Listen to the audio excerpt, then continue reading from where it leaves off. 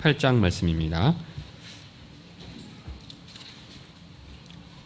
마태복음 8장 14절부터 17절까지 있는 하나님의 말씀을 들으십시오. 14절부터 17절까지에 있는 하나님의 말씀입니다. 예수께서 베드로의 집에 들어가사 그의 장모가 열병으로 앓아 누운 것을 보시고 그의 손을 만지시니 열병이 떠나가고 여인이 일어나서 예수께 수종들더라. 저물매 사람들이 귀신 들린 자를 많이 데리고 예수께 오거늘 예수께서 말씀으로 귀신들을 쫓아내시고 병든 자들을 다 고치시니 이는 선지자 이사야를 통하여 하신 말씀에 우리의 연약한 것을 친히 담당하시고 병을 짊어지셨도다 함을 이루려 하심이더라. 주께서 이 말씀을 사용해서 우리에게 필요한 은혜 베풀어 주시기를 원합니다. 우리는 지난주 이적을 행하시는 주님의 그 능력의 탁월함에 대해서 잠시 생각해 보았습니다. 다양한 이적을 행하시는 주님의 모습을 보면서 우리가 주님으로부터 가장 먼저 받게 되는 인상은 우리 주님께서 참 능력이 대단하신 분이구나 하는 것이죠. 그리고 주님을 믿는 신자들이라면 주님의 그 능력이 나에게도 좀 임했으면 좋겠고 때로는 나도 좀 더 많은 능력을 지녔으면 좋겠다 하는 생각도 자연스럽게 일어날 수밖에 없습니다. 우리의 믿음을 사용하셔서 지금도 권능을 행하시는 분이 주님이시라는 사실을 우리 교회들이 잊어버리게 될 때에 교회는 주님께서 신자들의 믿음을 사용하여 베푸시는 복들을 놓치기 쉽습니다. 믿음으로 드리는 우리의 간구를 받으시고 병자들의 병을 고쳐주신다거나 우리의 믿음의 간구를 사용해서 그리스도를 믿지 않는 영혼을 주께로 돌아오게 하는 것에 대한 그 믿음이 없을 때에 기도를 통해서 이루어지는 교회의 사역들은 눈에 띄게 줄 수밖에 없고 그것은 교회 속에서 좀 더 많이 또 더 자주 기도하려고 하는 우리의 영적 투쟁이 시들어지게 하는 주요한 원인이 되기 쉽습니다. 때문에 지금도 우리 교회들은 주께서 우리의 믿음으로 드리는 간구를 통해서 역사하심을 믿으면서 더 부지런히 기도해야 하고 우리의 기도를 들으시고 응답하시는 주님의 역사를 실질적으로 체험하는 일들이 교회 속에 풍성히 나타나야만 합니다. 무엇보다 아직은 믿음이 없는 영혼들이나 또 믿음이 어린 신자들을 위한 우리의 기도를 주님께서 사용하시는 줄을 믿으면서 한 영혼이 주께로 돌아오기를 위한 기도, 신자들의 믿음이 점점 더 성장해 가기를 위한 기도를 부지런히 감당해 가야 할 것입니다. 그런데 우리 교회가 이러한 기도의 사역들을 잘 감당해 가면서도 늘 주의해야 할 것이 있죠. 그것은 기도하고 응답받는 것이 다가 아니라는 것입니다. 교회를 중심으로 한 신앙 생활이라는 것을 믿음으로 간구하는 것을 응답받는 것이 마치 전부인 것처럼 우리가 착각하지는 말아야 합니다. 우리가 성경을 통해서 우리의 믿음을 따라 권능을 베푸시는 주님에 대해서 잘 배워가야 하지만 그것을 중심으로 성경과 성경에 계시된 주님을 이해하려고만 한다면 결국 우리는 주님에 대한 그릇된 이해와 편견에 빠질 수밖에 없습니다. 그래서 실질적으로 이런 편견에 빠진 분들 중에는 기도 생활을 잘 하다가도 어느 날 아예 예배당조차 가지 않는 분들도 있죠. 그들 마음속에는 더는 내 기도에 응답하지 않는 하나님에 대한 원망이 있는 경우가 많습니다. 신앙생활이라는 것이 부지런히 기도하고 기도 응답받는 것인데 기도 응답도 없는 신앙생활이라면 더는 할 필요가 없지 않는가 그렇게 생각하는 것이죠. 이분들은 자신들이 얼마나 기독교를 한쪽으로 치우쳐서 이해하고 있는지를 잘 지각하지 못하는 분들입니다. 물론 이런 분들의 주장대로 기독교에 그런 측면이 있는 것이 사실입니다. 다른 신들은 실제 참 신이 아니기 때문에 기도해도 아무런 응답을 받을 수 없습니다. 그러나 주님은 살아계신 분이시기 때문에 언제든지 우리의 기도에 응답하시고 때때로 기이한 일들을 행하실 수 있는 분이십니다. 그런데 우리의 신앙이 기도하고 응답받는 것에만 있지 않도록 우리 주님께서 우리를 돕는 방법 가운데 하나가 무엇이죠? 더는 우리의 기도를 들어주시지 않는다는 것이죠. 우리는 이것을 잘 알고 있어야 합니다. 우리는 주님이 얼마나 능력이 많고 얼마나 부요하신 분이신가에 주목할 때가 많습니다. 그리고 때때로 주님은 큰 권능으로 주님의 능력을 또 나타내십니다. 그러나 주님께서 우리에게 궁극적으로 원하시는 것은 결국 그처럼 능력 많으신 하나님께서 하나님의 자녀인 우리를 얼마나 사랑하는지 아는 그것에 있습니다. 그리스도의 능력이 어떠한지를 잘 아는 데 있는 것이 아니라 실은 그 능력 행하시는 그리스도의 사랑이 얼마나 놀라운지를 아는 데 있는 것입니다. 우리가 기도하고 응답받는 일들은 결국 주님께서 그것을 깨닫게 하기 위한 주요한 수단 가운데 하나입니다. 우리의 신앙이 어린아이와 같을 때는 주님께서 큰 능력을 베푸시는 것에 감탄하게 됩니다. 그러나 우리의 신앙이 조금씩 자라가게 되면 우리 주님의 능력이 그것이 다가 아니라는 것을 알게 됩니다. 주님께서 큰 능력을 행하실 때보다 십자가 앞에서 그 큰 능력을 사용하지 않는 주님에게서 우리는 주님의 더 큰 위대함을 보게 됩니다. 주님께서 나병 환자를 고치신 그 사건에 놀라워하다가도 어느 때는 주님께서 나병 환자의 몸에 손을 대시면서 그의 심령을 어루만지시는 그리스도의 사랑이야말로 더 놀라워할 만한 일이라는 것을 깨닫게 됩니다. 오늘 우리가 읽은 본문에서도 동일한 주님의 모습이 잘 나타나 있습니다. 주님은 베드로의 집에 들어가셨고 그의 장모가 열병으로 앓아 누워 있었습니다. 주님은 그저 말씀으로 그 병을 치유하실 수 있는 분이셨습니다. 우리가 병을 고치시는 주님의 능력만 보기 원한다면 그 정도의 주님으로도 만족하게 될 것입니다. 그러나 주님의 행동에서 우리가 더 주목해 보아야 하는 것은 주님께서 베드로 장모의 손을 꼭 잡아주신 그 장면입니다. 이처럼 자상하신 면이 모든 이적 사건에 다 나타나는 것은 아닙니다. 그러나 몇몇 이적 사건에 나타난 주님의 이러한 면들은 주님께서 한 영혼을 어떤 마음으로 섬기셨는지를 보여주기에 충분합니다. 그리고 이러한 주님의 모습은 주님께서 이 세상에 어떤 분으로 오셨는지를 조금 더 입체적으로 우리에게 가르쳐주고 있습니다. 어떤 분들은 나는 기도해도 주님이 응답해 주시는 것을 한 번도 경험해 본 적이 없다고 말합니다. 이런 분들은 나는 주님이 살아계신지 모르겠다 하시지만 이들이 여전히 깨닫지 못하고 있는 것은 바로 주님의 자상하심입니다. 우리가 기도하고 응답 받으려 하는 거의 대부분은 실은 우리 주님을 시험하는 것들이지 않습니까? 우리 주님이 응답해 주시면 인정하겠다, 또 믿겠다 하는 거의 협박에 가까운 것들이 많지 않습니까?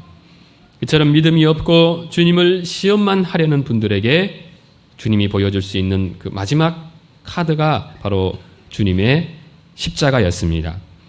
이들은 자신들의 눈앞에 이적을 보여주시면 믿겠다 합니다. 그러나 참 믿음이라는 것은 믿고자 하는 나의 의지에서 나오는 것이 아니라 나의 믿음 없음을 불쌍히 여겨달라 하며 주님을 간절히 붙드는 그 낮은 마음에서 나오는 것입니다. 그것을 보고 그를 긍휼히 여기시는 주님에게서 나오는 것이죠. 그래서 권능을 보여주시면 믿겠다 하는 분들, 이 기도에 응답해 주시면 믿겠다 하는 분들은 눈앞에 주님의 권능이 펼쳐진다 할지라도 결코 주님을 믿을 수가 없습니다. 이들은 그리스도께서 십자가에 달리신 그 놀라운 이적을 보고도 믿지 않는 이들이기 때문이죠. 이런 분들이 해야 할 것은 나에게 주님의 권능을 보여달라고 기도할 것이 아니라 실은 주님 나에게 주님을 믿는 믿음을 허락하여 주옵소서 하는 겸손한 기도를 드려야만 합니다. 그렇게 하여 주께서 우리에게 믿음을 더하여 주실 때 그리스도인들은 점점 더 무엇에 눈뜨게 되는 것입니까? 주님께서는 내가 간구하기도 전에 내게 있어야 할 것을 아시고 채워주신 나의 아버지라는 사실입니다. 믿음이 없을 때는 주님께서 내게 해주신 것이 뭐가 있는가 투덜거리게 되죠. 그러나 주님을 믿는 믿음이 생기면 길가에 이름 없이 피어있는 들풀 하나, 공중에서 지저귀는 그 새소리조차 다 나를 위해 마련한 주님의 선물이라는 것을 깨닫게 됩니다. 우리에게 더 이상은 기적이 없는 것 같은데 내가 이 세상에 나기도 전에 창세전에 나를 택하시고 나를 부르신 하나님의 경륜을 깨닫고 나면 내가 주님을 믿는 믿음의 사람으로 이 세상에 존재하는 것 자체가 기적이라는 것을 알게 됩니다.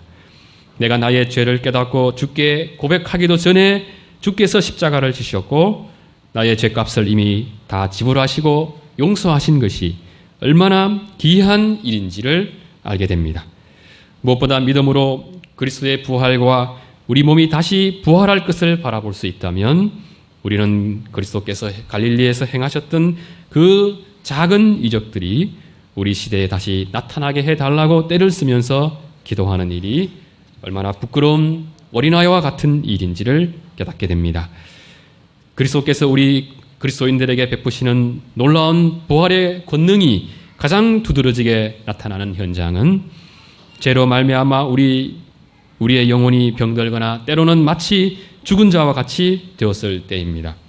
죄로 말미암아 우리의 영혼이 그리스도에게서 끊어진 자와 같이 되었을 때 우리 스스로의 힘으로 주 앞에 나아갈 수 있는 사람은 아무도 없습니다.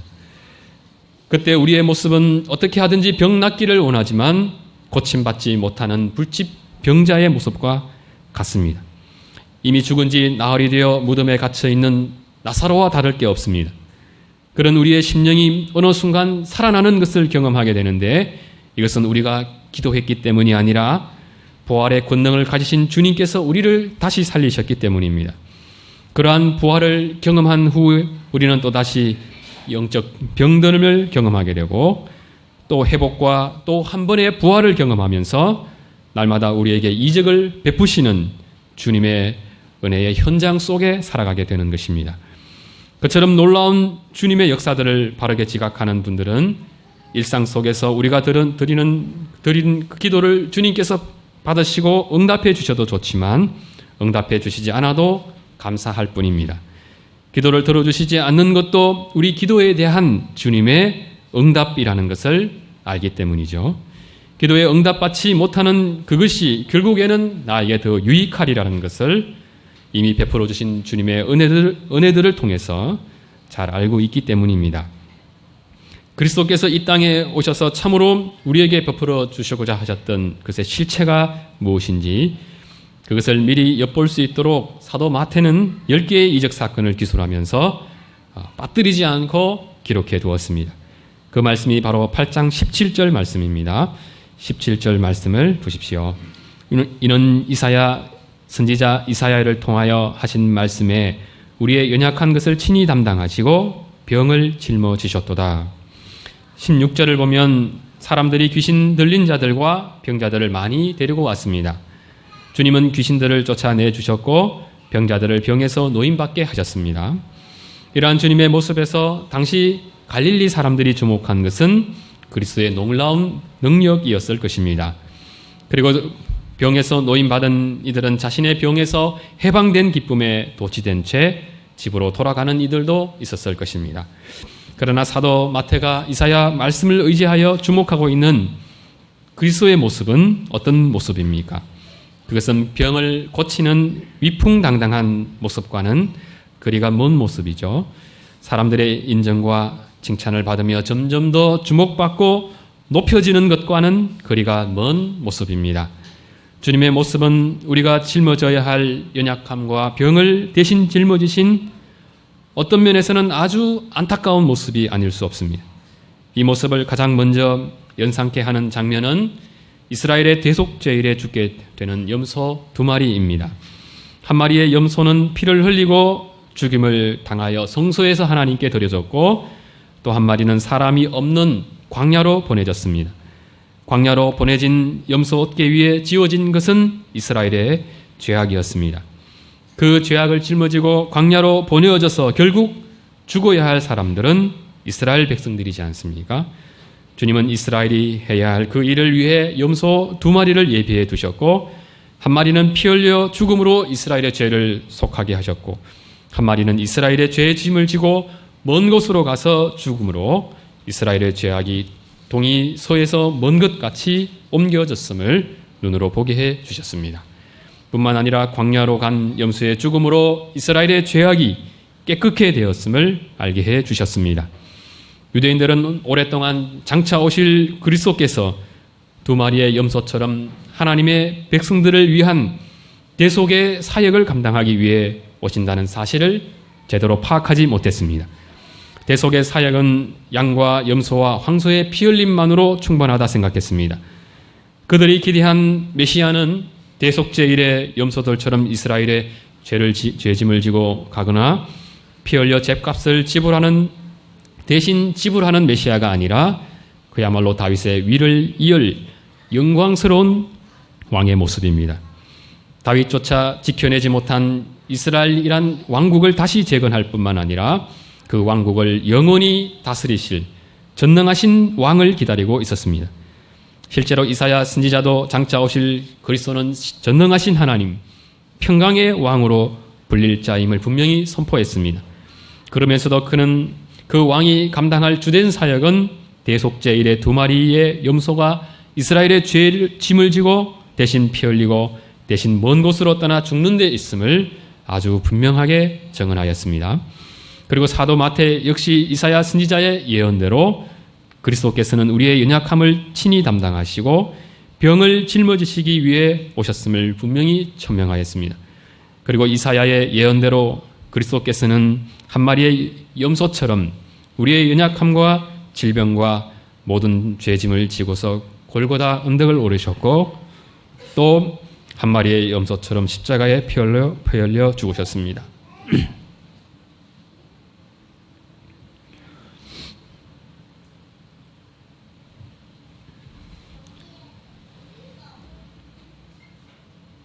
주님은 우리의 연약한 것을 친히 담당하시고 병을 짊어지기 위해 오셨다는 사도 마태의 증언을 오해하게 되면 주님은 병을 고치고 귀신을 쫓는 아주 대단한 일을 하기 위해 오신 줄 알았는데 그 끝이 고작 십자가란 말인가 하며 일순간에 큰 기대가 실망으로 바뀌어지기 쉽습니다. 그리고 실제로 이러한 일이 이스라엘 백성들에게 일어났고 호산나 하면서 주님을 열렬히 환호했던 무리들 중 어떤 이들은 그리스도를 십자가에 못 박아야 한다며 주님에 대한 기대감이 정오로 바뀐 이들이 있었습니다. 그리고 이러한 현상은 심지어 오늘날 교회에서조차 나타나고 있습니다. 교회가 그리스도의 십자가를 더 이상 주목하지 않는 것입니다. 그리고는 서둘러 주님께서 행하신 이적 사역에 눈을 돌리는 것이죠. 교회가 그렇게 하는 것은 그것이 교회 사역에 더 효과적이라고 생각하기 때문입니다.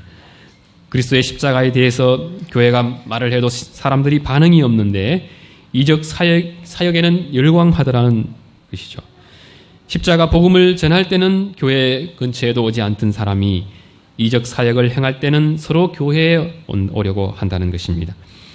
그러면서 교회가 능력과 이적을 추구하게 되고 또 사람들의 열렬한 환호를 누리는 동안 점점 더 잃어가는 것이 무엇이겠습니까? 바로 그리스도께서 십자가 복음을 통해서 행하시는 진정한 구원의 능력입니다. 그 능력을 덧입고 있는 교회의 모습입니다. 주님께서 십자가를 지신 것은 이적 사역을 행하는 주님의 능력을 포기하고 십자가를 선택한 것이 아니라는 것을 우리는 알고 있어야 합니다. 그래서 사도 바울은 로마서에서 내가 복음을 부끄러워하지 아니하노니 이 복음은 모든 믿는 자에게 구원을 주시는 하나님의 능력이 됨이라 했습니다. 고린도전서 1장 18절에서는 십자가의 도가 멸망하는 자들에게는 미련한 것이요 구원을 받는 우리에게는 하나님의 능력이라고 했습니다. 표적을 구한 유대인들은 그리스도께서 이적을 행하는 그 모습이 메시아의 모습과 더 잘 어울린다 생각했습니다. 그러므로 어떤 점에서 가장 큰 이적이 필요한 십자가 앞에서 아무런 표적을 행하지 않고 순순히 십자가를 지신 주님은 그저 실패한 능력자에 지나지 않습니다. 지금도 주님을 한번 믿어보려고 하다가 믿음에 이르지 못한 많은 분들은 대개 십자가에서 다 미끄러져 넘어지게 됩니다. 심지어 병을 고친다는 은사 집회에 참여하여 병을 고침받은 후에도 십자가의 주님이 받아들여지지 않아서 믿음에 이르지 못한 분들이 있습니다.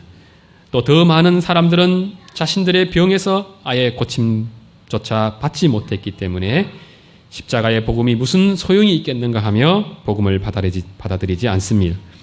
그런데 유대인이나 또 이런 분들이 모르고 있는 것이 무엇입니까? 그리스도의 십자가야말로 그리스도께서 우리에게 보여주실 수 있는 가장 놀라운 구원의 능력을 담고 있다는 점입니다. 심지어 그리스도께서 공생의 기간 동안 무수히 많이 보여주셨던 이적 사건들은 장차 그리스도께서 십자가를 지심으로 말미암아 우리에게 가져다 주실 놀라운 구원 사역의 실체를 예표해 주신 것에 지나지 않는다는 사실입니다. 그야말로 이것은 그리스도의 십자가를 통해서 맛보게 될 구원의 큰 능력에 대한 맛보기라는 것입니다. 주님께서 십자가 앞에 나오는 자들에게 보여주시는 그 주님의 능력의 실체가 무엇이겠습니까? 요한복음 11장 25절에서 26절을 우리가 참고할 수 있을 것입니다. 예수께서 이르시되 나는 부활이요 생명이니 나를 믿는 자는 죽어도 살겠고 무릇 살아서 나를 믿는 자는 영원히 죽지 아니하리니. 이것은 이적 사건에 나타난 것처럼 어떤 병에서 고침받거나 심지어 나사로와 같이 죽은 자가 살아나는 것을 경험하는 것과는 아주 차원이 다른 것입니다. 그래서 주님을 따르는 많은 무리들뿐만 아니라 심지어 주님의 제자들조차 믿기 힘든 것이 바로 부활에 관한 주님의 말씀이었습니다. 그러나 이 말씀이 주님의 능력에 의해서 실질적으로 나타나리라는 것을 보여주신 사건이 무엇입니까? 바로 주님의 말씀에 의해 죽은 나사로가 살아난 사건입니다. 그리고 주님께서 죽으시고 장사 지낸 바 되었다가 3일 만에 영원히 죽지 않는 몸으로 다시 살아나신 사건입니다. 이것을 잘 생각하면 주님에 의해서 각종 병자들이 살아난 사건은 그리스도께서 생명의 주인이심을 나타내려 한 데 있었음을 알게 됩니다. 또 뿐만 아니라 주님께서 죄사함을 선포하신 것은 이것이 그저 말로만 해보는 것이 아니라 이적과 함께 실질적으로 이루어진 사건임을 잘 드러내주고 있습니다. 더 나아가 그리스도께서 십자가를 지심으로 이루신 구속이 예수 그리스도를 믿는 이들에게 실질적으로 적용되어지고 실질적인 죄사함과 구원이 일어났음을 보여주는 것입니다. 결국 그리스도께서 베푸신 이적 사건들이라는 것은 궁극적으로 십자가를 통해서 나타나게 될 가장 큰 이적 사건을 가리키는 것이고 그 놀라운 사건으로 말미암아 공생의 기간 동안 주님께 나와왔던 몇몇 사람들만 경험했던 것들이 이제는 십자가를 지신 그리스도를 믿는 모든 사람에게로까지 확산될 것임을 잘 보여주고 있습니다. 우리의 연약한 것을 친히 담당하시고 병을 짊어지셨도다는 이 말씀 속에서 우리는 그리스도께서 지신 십자가를 보게 되고 그리스도의 십자가를 통해서 우리에게 베푸시는 놀라운 주님의 권능을 보게 될 뿐만 아니라 십자가를 통해서 우리가 마침내 깨닫게 되는 것은 결국 우리에게 베푸신 하나님의 사랑입니다. 십자가를 통해서 하나님의 사랑이 어떠한지를 깨달은 이들은 심지어 그리스도께서 우리를 구원하기 위해 십자가에서 보여주신 그 놀라운 이적조차 드는 놀라운 것이 되지 않습니다. 그러므로 이 땅에서 병고침이나 귀신이 쫓겨가는 것은 그러한 이적을 추구하고 그것을 보며 놀라는 일도 자연스럽게 사라지게 됩니다. 이 땅에 살아가는 그리스도인들에게 가장 놀라운 일은 우리와 같은 사람들이 하나님을 사랑하게 되었다는 것입니다. 그리고 우리가 원하기만 하면 언제든지 주님과 동행하며 주님과 교제하며 살아갈 수 있게 된 이것입니다. 그야말로 하나님 나라의 극치의 때에서나 나타나게 될 일들이 지금 우리에게 나타나고 있고 그처럼 기이한 일들을 날마다 매 순간마다 체험하며 살아가게 된 사람들이 바로 그리스도인들입니다. 그것을 경험한 그리스도인들에게서 나타나게 되는 또 다른 기이한 일들이 무엇입니까? 하나님을 사랑하듯이 또 다른 형제를 사랑하며 섬기게 된다는 것입니다. 이는 참으로 자기중심적이고 이기적인 우리에게 도무지 나타날 수 없는 모습입니다. 그럼에도 우리에게 형제 사랑할 마음이 있는 것은 주님께서 우리 마음에 하나님의 사랑을 부어주셨기 때문입니다. 그처럼 놀라운 이적을 경험하면서 살아가는 그리스도인들이 주님 저에게 이적을 보여주십시오 하고 기도한다면 이는 마치 어린아이가 아버지 등에 엎여서 아빠 나는 이제 나에게 아빠의 사랑을 보여주세요 하고 말하는 것처럼 우스꽝스럽고 어리석은 것이 아닐 수 없습니다. 기도드리겠습니다. 거룩하신 하나님 아버지, 우리가 그리스도의 십자가를 바라보면서 참으로 주님을 믿는 믿음의 사람들이 되게 하여 주시옵시고